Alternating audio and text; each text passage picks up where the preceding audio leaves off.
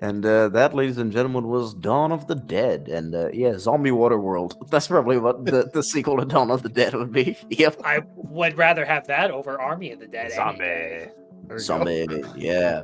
Hell, why I wasn't guess- the Cranberry song in the soundtrack? That would have been perfect. Oh my god. You're right. Zombie.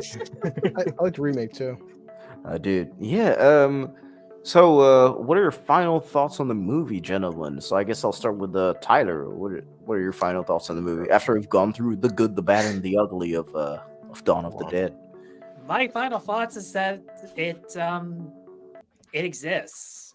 Mhm. To be honest, there's not much I can say to like or dislike. It just is completely serviceable as far as Zack Snyder goes. We know for a fact that it could be a hell of a lot worse, but if you've seen stuff like 300, Watchmen, or some people defend BVS because it does have some cinematic elements to it. When I saw it in What the fuck?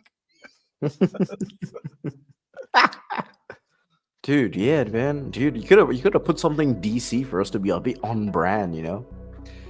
Yeah, speaking of, that was like the year of BVS versus Civil War. What's your fan base? Which, Mm-hmm.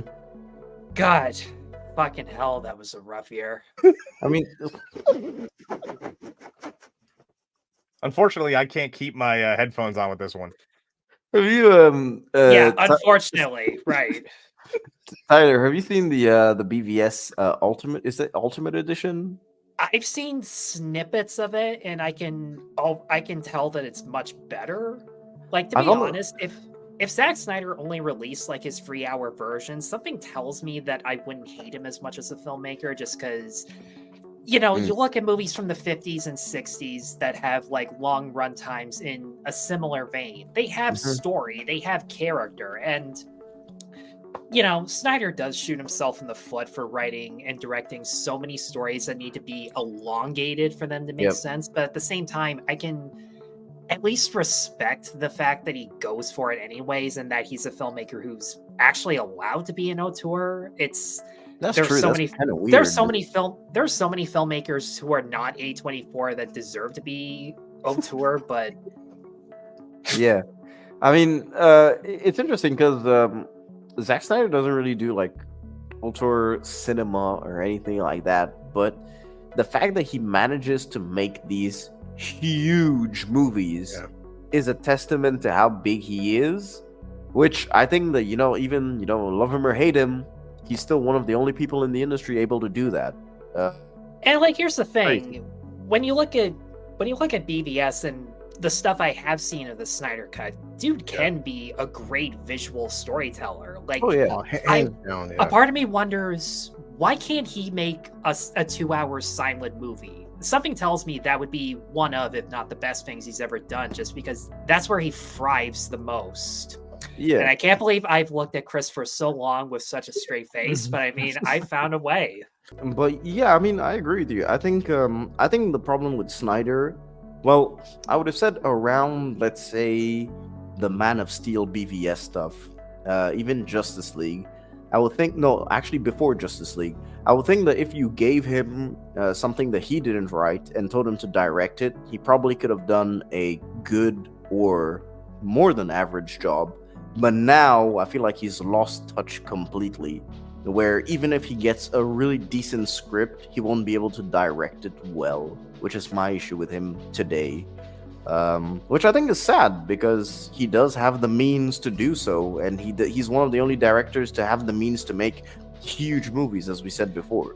And as awful as Yeah. his recent stuff is, like, he can't say that his heart wasn't into it or that he didn't try. It's just, Oh, yeah, I mean, like he believed it. He believes in what he does. He's not like, "Tell me why phoning so," it. you Yeah, know? he's not phoning it in. He's trying. He's just not good at it. Yeah, Mhm. he's very it's like he's almost like Ed Wood. Ed Wood was very passionate, thinking I'm making great movies. You're not, but like he's at least genuine about it. Yeah. I would love if 20 to 30 years from now, Zack Snyder's life story is the next Ed Wood or Disaster Artist or Dolomite is my name. That'd be amazing. You're not Probably. wrong though. Probably. That's a good way to put it. His No, career. because that was the whole point with the Snyder cut is all the actors, they all came back, whether it was Affleck or Cavill. They always said, listen, Zack Snyder, he's a great fucking dude. Zack Snyder, all of his actors say what a great dude he is. He's flawed, but he's not a bad person. And sometimes in Hollywood, not being an arrogant prick does go a long way with your actors. Yep, that's true. George Lucas, right? Everyone says that episodes 4, 5, and 6 are fantastic. Why are the prequels terrible for? The prequels are terrible because George Lucas is not a good writer of dialogue. Zack Snyder, and I know Tyler would know this going to the Snyder cut, when they first showed Henry Cavill in a black suit, the entire sequence on YouTube is fucking fantastic. Zack Snyder is a very good cinematographer. He can't write dialogue. We've seen this with Rebel Moon. Rebel Moon, he's producer, writer, director, dude. Just because you're a good director doesn't mean you can write good dialogue. George Lucas can make very good scenes and ideas. The dude cannot write dialogue. Zack Snyder, during this film, and even Sucker Punch isn't a great movie. It's got some fantastic fucking visuals. Watchmen does too. Watchmen 300. Zack Snyder can direct cinematography with the fucking best of them. But this guy cannot write a script. George Lucas' biggest problem was, imagine being back in 1999 for episode 1, telling George Lucas, the guy who made a $4 billion franchise, George, you can't write dialogue. Zack Snyder needs somebody to tone him down. So, yeah. And it makes me think about how great Denis Villeneuve is as a filmmaker, but mainly he directs other people's scripts. And if he ever, the one time, actually, there have been 2 times where I've seen him write his own scripts. The first time was his first movie, and it wasn't good. Second time, it was better, but it needed a lot of work.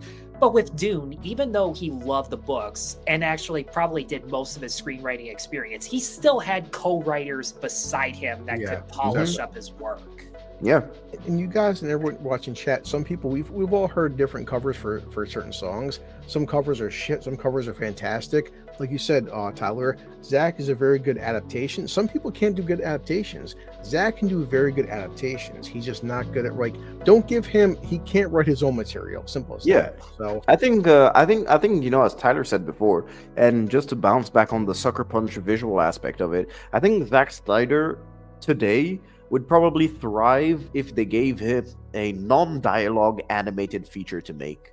I would agree. And I say that considering 3 of the best movies I've seen this year are modern day silent movies. You can still do it today, guys, and you can still get people in seats for